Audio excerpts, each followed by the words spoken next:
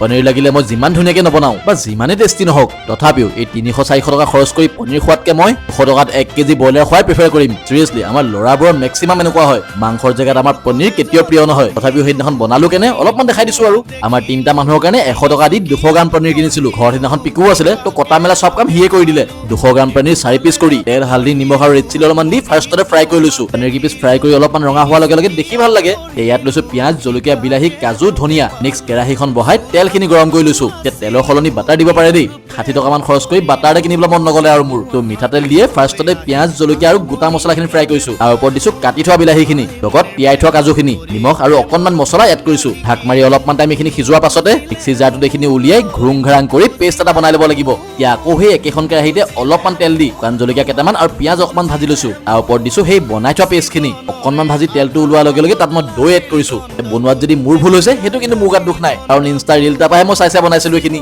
তাৰ পাছত ইয়াত দিছো জিৰা ধনিয়া গৰম মছলা আৰু কাশ্মীৰী লগত পিছে নিমখ আৰু অকনমান আৰু শাহী পনীৰ মছলাটো দি দিছো ইয়াতে এইখিনি আৰু অলপমান টাইম ভজাৰ পাছতে এই আগতে ভাজি থোৱা পনীৰখিনি ইয়াত এড কৰিছো মিক্সি জাৰটোত থাকি যোৱা পেষ্টখিনিত অলপমান পানী মিলাই এইখিনিও ইয়াতে এড কৰি দিছো এতিয়া মই খানা বনোৱা দিনাখন কিন্তু কিটচেনটো বাম্পাৰ লেতেৰা হয় বাচনকেইটা ধুও মানে মোৰ পনীৰ বনিও ৰেডি হৈ গ'ল বৰ ধনিয়াখিনি মাৰি দিয়াৰ লগে লগে দেখিতো মজাই লাগিছে এতিয়া এইখিনি শাহী পনীৰে কয় নে কি পনীৰে কয় মই নাজানো দেই পিছে সেইদিনাখন আছিলে কেৰেলা ভাজি নিজৰ ভাগটো আগে উলিয়াই প্ৰথমতে খাই দিয়া ভাল আৰু